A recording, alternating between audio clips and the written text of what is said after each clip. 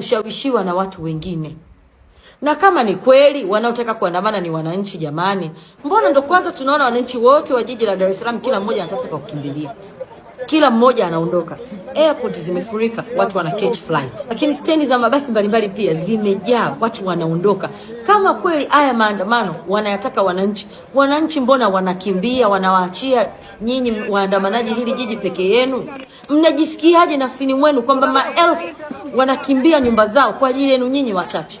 Mnajisikiaje? Nafsi zenu zinawapa amani mnavyoona watu wanapata taharuki ya kwenda kununua vitu warundike ndani ili hali bei ya hivi vitu vinapanda? Mnajisikiaje? Je, kweli nyinyi mnapambania haki? Haki ya kina nani sasa ikiwa Watanzania wanakimbia jiji lao la Dar es Salaam wanaenda mikoani? Hapo ndipo ambapo mnapaswa mstuke. Hiko mnachotumwa mkipambanie sio kwa ajili ya maslahi ya Watanzania, ni kwa maslahi ya watu wachache. Na ndio maana mnaona wengi Watanzania wengi wanawapisha kwenye hili jiji, wanataka wawache nyinyi peke yenu mcheze hizo samba na vyombo vya ulinzi na usalama. Na hao wanaowapotosha nyinyi, wao wenyewe tu mmewaona kutoka juzi wapo kwenye mgogoro, tuelekee Ikulu, tuelekee UN. Lakini ukweli ndo huo nilo hapa, sehemu yoyote kati ya hizo sio salama kwa ajili ya hayo maandamano. Ifike point vijana wenzangu, tukubali ya kwamba maandamano haya hayana afya, especially pale mnapoona maandamano nao wanagombana. Kweli ikiwa bado zimebaki siku 2 tu kufikia hiyo siku ya utekelezaji na maandamano wanagombana, mnafikiri mipango yao itatekelezeka kweli?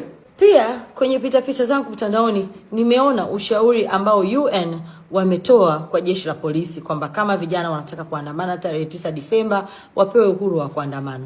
Lakini United Nations, ndugu zangu katika diplomasia, ni kwamba mmeshindwa kuwashauri vijana kuhusu Vienna Convention inasema nini kuhusu masuala ya maandamano kuelekea kwenye balozi na ofisi zenu za United Nations.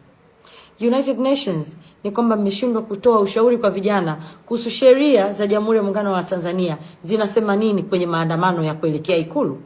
Hebu muda mwingine mtumie nafasi hizi kutusaidia vijana kwa kutuelimisha zaidi ili mtufanye tuwe salama kwa ajili ya kesho zetu.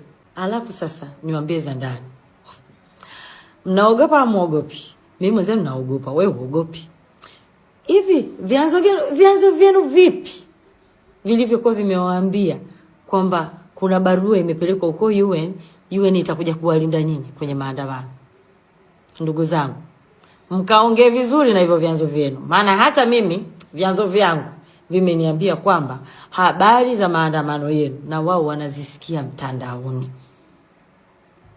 Kwa hivyo muende mkaulizane vizuri kwenye vile vikao vyenu huko TikTok huko, mkaulizane tena.